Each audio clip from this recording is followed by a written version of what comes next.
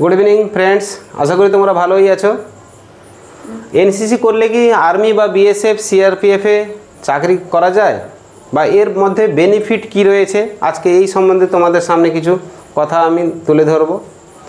Actually আমরা আর্মিতে বা বিএসএফ আর্মিতে রিক্রুটমেন্ট এখন অগ্নিবীরের দ্বারা হয় এবং আর্মি এনসিসি এন্ট্রিও হয় ডাইরেক্ট, আর আর্মিতে সিডিএস এনডিএ এই সমস্ত ডাইরেক্ট জায়গা থেকেও এন্ট্রি করা যায় যখন আমাদের কাছে সি সার্টিফিকেট অ্যাভেলেবেল হবে।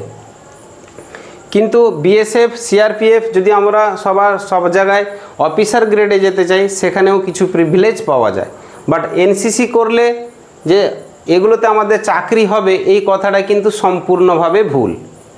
যদি তোমার ফিজিক্যাল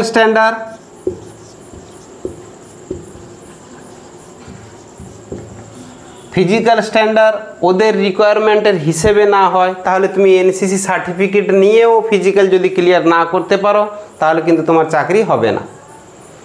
এনসিসি করে যদি তুমি রিটিন এক্সাম, ধরো তুমি এনসিসি এ করেছো বা বি করেছো, আর্মির ক্ষেত্রে সি বা আরডিসি পিরিয়ড করলে ডাইরেক্ট এন্ট্রি করা যায় বিনা এক্সামে, কিন্তু তখন তোমাদের কিন্তু ফিজিক্যাল স্ট্যান্ডার্ডটা বা মেডিকেল স্ট্যান্ডার্ডটা কিন্তু ওরা চেক করবেই।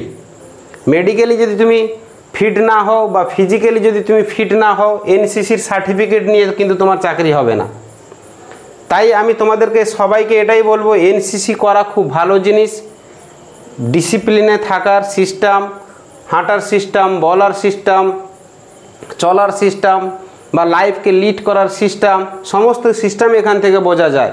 কিন্তু তুমি যদি এক্সপেক্ট করো যে আমি এনসিসি করছি আমি সরকারি চাকরি পাবো, army BSF CISF what ever, সেই জায়গায় কিন্তু তোমাদের সমস্ত রকম প্ল্যাটফর্মের ভেতর দিয়ে তোমাদের যেতে হবে। কিছু কিছু ক্ষেত্রে আমরা এই সার্টিফিকেটগুলো যখন পেয়ে থাকি তখন আমরা কিছু নাম্বার প্রিভিলেজ পাই, মানে ছাড় পাই। এই নাম্বার কতটা পাই, ধরো কোনো বাচ্চা জেনারেল আর একটা এনসিসি, এই জেনারেল বাচ্চা 100 নাম্বার পরীক্ষার মধ্যে 80 পেয়েছে।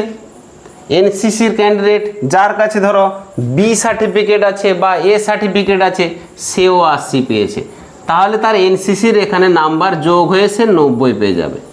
এটা হচ্ছে এনসিসির বেনিফিট। তাতে তাদের কাট অফ নাম্বার ভালো হবে, সে সিলেকশন নিতে পারবে। এটা হচ্ছে এনসিসির বেনিফিট। কিন্তু তুমি যদি ফিজিক্যাল পাস না করতে পারো, এনসিসি করছো কিন্তু যখন বিএসএফ বা আর্মি বা সিআরপিএফ সিআইএসএফ যে সমস্ত ডিপার্টমেন্টে তুমি যেতে চাইছো সেই সমস্ত ডিপার্টমেন্টে তাদের একটা ফিজিক্যালের ন্যূনতম একটা রিকোয়ারমেন্ট থাকে। ওই রিকোয়ারমেন্ট যদি তুমি পুরা না করতে পারো তাহলে তোমার এনসিসি করেও কোনো লাভ নেই।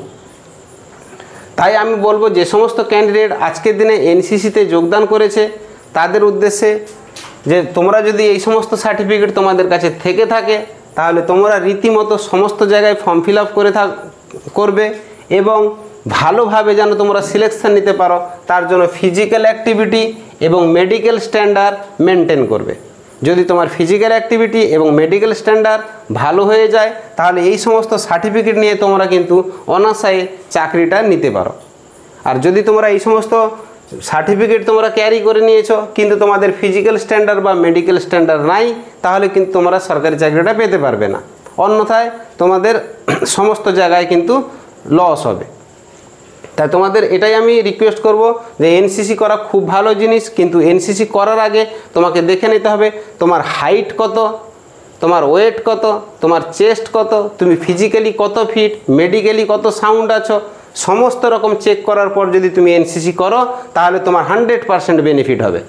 আর যদি তুমি সমস্ত কিছু চেক না করে যদি ব্লাইন্ডের মতো এনসিসিতে গিয়ে ভর্তি হয়ে যাচ্ছ আর গিয়ে তুমি ভাবছো যে আমি আর্মিতে বা বিএসএফ বা পুলিশে আমি চলে যাব, কিন্তু এই জায়গাটা থেকে তোমাকে বঞ্চিত থাকতে হবে। তো আমি সবাইকে রিকোয়েস্ট করব যে সমস্ত ছেলেমেয়েরা আজকে এবং আগামী বিগত দিনে সার্টিফিকেট নিয়ে তারা ঘরে বসে আছে, তারা নিজেদের যারা সার্টিফিকেট নিয়ে বসে আছে তারা ফিজিক্যাল স্ট্যান্ডার্ড মেনটেন করে নাও বা মেডিকেল স্ট্যান্ডার্ড একটু চেক করিয়ে নাও কোথাও, দিয়ে ফর্ম ফিল আপ করো, দিলে তোমরা কিন্তু বেনিফিটটা নিতে পারবে। আর যদি এখন যারা নতুন অ্যাডমিশন হচ্ছ, যারা মাধ্যমিক করেছে উচ্চ মাধ্যমিক করেছে সি সার্টিফিকেট জন্য অ্যাপ্লিকেবল হয়ে গেছে, তাদের উদ্দেশ্যে বলবো তোমরা বারে বারে নিজেদেরকে চেক করে রাখো।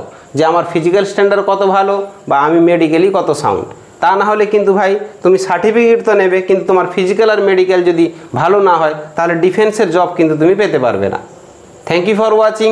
জয় হিন্দ।